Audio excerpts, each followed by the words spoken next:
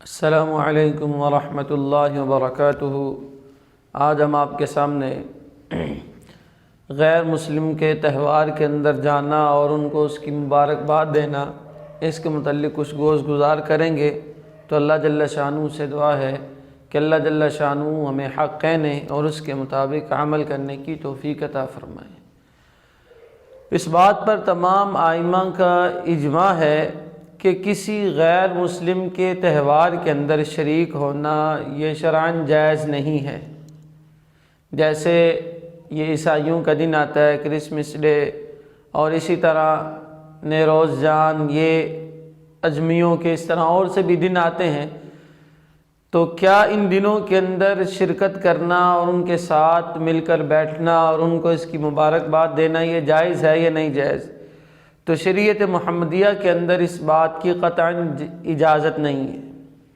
اس کی وجہ یہ ہے کہ دیکھو اللہ تعالیٰ نے قرآن پاک کے اندر ارشاد فرمایا ان الدین عند اللہ الاسلام، کہ اللہ کے نزدیک سب سے محبوب ترین مذہب جو ہے، سب سے محبوب ترین جو دین ہے وہ اسلام ہے۔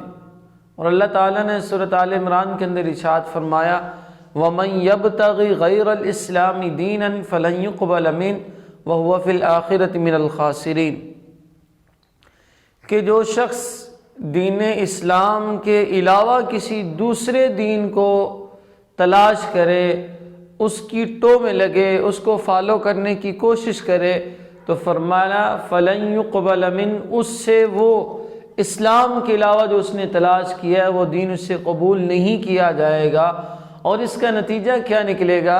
وَهُوَ فِي الْآخِرَةِ مِنَ الْخَاسِرِينَ، یہ بندہ آخرت میں نقصان اٹھانے والا ہوگا۔ تو آج کل ایمان کی کمزوری کی وجہ سے ہمارے بڑے بڑے لوگ جو ہے یہ جو سیاست کے اندر ہوتے ہیں، اور جو ویسے بھی اپنے ووٹ پرستی کے لیے یا اپنا مفاد پرستی کے لیے بڑے بڑے پمفلٹ لگاتے ہیں اور اس کے اندر لکھتے ہیں کہ ہماری طرف سے مسیحی برادری کو کرسمس ڈے مبارک ہو، یہ قطعاً جائز نہیں، یہ حرام ہے۔ اس کی وجہ یہ ہے کہ حدیث قدسی ہے کہ اللہ تعالیٰ ارشاد فرماتے ہیں کہ شتمنی ابن آدم، کہ ابن آدم نے مجھے گالی دی، وما ينبغي له ان يشتمنی، کہ ابن آدم کے لیے حالانکہ یہ بات جائز نہیں کہ وہ مجھے گالی دے، اور ابن آدم نے مجھے جھٹلایا حالانکہ اس کے لیے جائز نہیں، اس کے لیے مناسب نہیں کہ وہ مجھے جھٹلائے۔ اللہ کو گالی دینا کیا مطلب؟ اللہ تعالیٰ نے قرآن کے اندر سورۃ مریم کے اندر ارشاد فرمایا کہ وَقَالُوا اتَّخَذَ الرَّحْمَنُ وَلَدًا۔ اب اللہ کو گالی دینا کیسے ہوا؟ اللہ کو گالی دینا ایسے ہوا، اللہ تعالیٰ فرماتے ہیں کہ یہ یہود و نصارہ کہتے ہیں کہ اللہ تعالیٰ نے بیٹا بنا لیا، اور اللہ تعالیٰ فرماتے ہیں لَقَدْ جِئْتُهُمْ شَيْئًا إِدًّا، یہ جو یہ بات کہتے ہیں وہ بہت بری بات ہے، یہ بڑی سخت بات ہے۔ فرمایا تکاد السماوات یتفطرن منہ وتنشق الارض وتخر الجبال ہدا، کہ اگر زمین کے اندر اور آسمان کے اندر یہ محسوس کرنے کی کیفیات ہوتی، اگر ان کے اندر حس ہوتی تو آسمان پھٹ جاتا، وتنشق الارض، اور زمین کیا ہو جاتی؟ یہ بھی پھٹ جاتی، وتخر الجبال ہدا، اور کیا ہوتا؟ پہاڑ ریزے ریزہ ہو جاتے۔ کس بات کی وجہ سے؟ ان دعوا للرحمن ولدا، کہ وہ یہ کہتے ہیں کہ رحمان نے، اللہ رب العزت نے اپنے لیے کیا کر لیا؟ بیٹا پیدا کر لیا۔ تو یہ بات جب ان کو کہتے ہیں کہ آپ کو یہ مبارک ہو، گویا کہ ہم ان کے مذہب کی تائید کر رہے ہیں۔ کیوں؟ ان کا مذہب یہ ہے کہ عیسیٰ علیہ السلام اللہ کے بیٹے ہیں اور مریم علیہ السلام اللہ کی بیوی ہیں۔ اسی وجہ سے اللہ تعالیٰ نے ان کو فرمایا کہ لَقَدْ كَفَرَ الَّذِينَ قَالُوا إِنَّ اللَّهَ ثَالِثُ ثَلَاثَةٍ، کہ اللہ تعالیٰ کے بارے میں، اور وہ اللہ تعالیٰ نے فرمایا کہ انہوں نے کفر کیا جو کہتے ہیں کہ اللہ تین میں سے تیسرا، یعنی اللہ، جب ہم نے ان کو یہ کہا کہ آپ کو یہ دن مبارک ہو، تو ان کے ہاں 25 دسمبر جس کو کرسمس ڈے کہتے ہیں، ان کے ہاں اس دن حضرت عیسیٰ علیہ السلام کی ولادت ہے، اور وہ اس کو خوشی کے طور پر مناتے ہیں، گویا کہ اللہ کا بیٹا پیدا ہوا ہے تو ہم اس کو مناتے ہیں۔ تو یہ بات ذہن میں رکھی جائے کہ حضرت عیسیٰ علیہ السلام اللہ کے بندے نہیں ہیں، اور یہ جو ان کا دعویٰ ہے کہ عیسیٰ علیہ السلام 25 دسمبر کو پیدا ہوئے، اس دعوے کے اندر بھی وہ جھوٹے ہیں، کیونکہ قرآن پاک کے اندر ہے کہ اللہ تعالیٰ نے سورۃ مریم کے اندر یہ بات ارشاد فرمائی کہ جب مریم علیہ السلام کا سارا واقعہ اللہ نے بیان کیا کہ مریم علیہ السلام جب غسل کرنے کے لیے گئی تو ایک فرشتہ ان کے پاس آیا اور مریم علیہ السلام نے کہا انی اعوذ بالرحمن منک ان کنت تقیا، کہ میں تجھ سے پناہ چاہتی ہوں اگر تو متقی ہے، اگر تیرے دل کے اندر اللہ کا خوف ہے۔ تو اس نے کہا قال انما انا رسول ربک لاہب لک غلاما زکیا، کہ میں تو اللہ کا فرشتہ ہوں، اللہ کا قاصد ہوں، اور میرے آنے کا مقصد یہ ہے لاہب لک غلاما زکیا، کہ میں تجھے ایک پاکیزہ لڑکا دوں۔ تو مریم علیہ السلام نے فرمایا انا یکون لی ولد، میرے ہاں بچہ کیسے پیدا ہوگا، میں کیسے ماں بن سکتی ہوں؟ وَلَمْ يَمْسَسْنِي بَشَرٌ وَلَمْ أَكُ بَغِيًّا، نہ تو میری شادی ہوئی ہے اور نہ میں کوئی بدکار عورت ہوں۔ دنیا کے اندر بچہ پیدا ہونے کے دو ذریعے ہیں، ایک یہاں تو نکاح ہوا یا بدکاری کرے۔ تو مریم علیہ السلام نے فرمایا انا یکون لی غلام، میرے ہاں بیٹا کیسے پیدا ہوگا؟ وَلَمْ يَمْسَسْنِي بَشَر، نہ تو میرا نکاح ہوا ہے، وَلَمْ أَكُ بَغِيًّا، نہ ہی میں بدکار عورت ہوں۔ نے کہا کہ ایسے ہی ہوگا۔ تو مریم علیہ السلام کو روایت کے اندر آتا ہے کہ اس فرشتے نے اس طرح بازو پکڑا اور پھونک ماری، اس پھونک کی وجہ سے انہی چند لمحوں کے اندر پورے 9 ماہ کا حمل مکمل ہو گیا، اور پھر اس دیکھ کو پریشان ہوگی اور یہ کہنے لگی یا لیتنی مت قبل ھذا وکنت نسیا منسیا، یہ مجھے دن دیکھنا ہی نہ پڑتا، اس سے پہلے ہی میں دنیا سے رخصت ہو جاتی۔ اور پھر فرشتے نے کہا فناداها من تحتها الا تحزني وقد جعل ربك تحتك سريا وهزي اليك بجذع النخلة تساقط عليك رطبا جنيا، فرشتے نے ایک آواز دی اور کہا کہ یہ جو کھجور کے درخت کے نیچے بیٹھی ہے اس کو ہلاؤ۔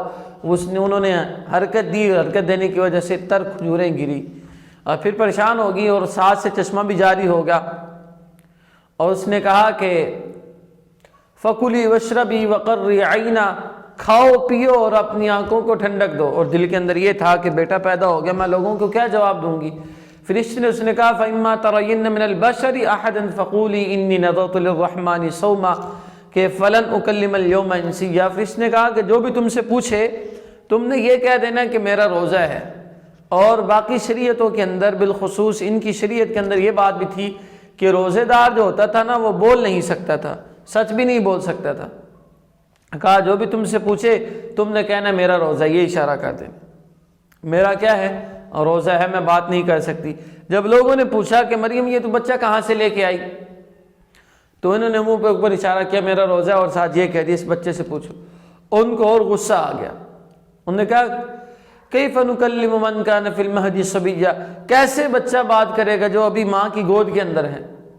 اور انہوں نے بڑے زوردار تانے دیے تھے مریم علیہ السلام کو، 4 تانے دیے تھے اور کہا تھا یا اخت ہارون، یا مریم لقد، اے مریم تو زکریا علیہ السلام کی کفالت کے اندر رہی ہے، تو نے یہ کیا کارنامہ انجام دیا۔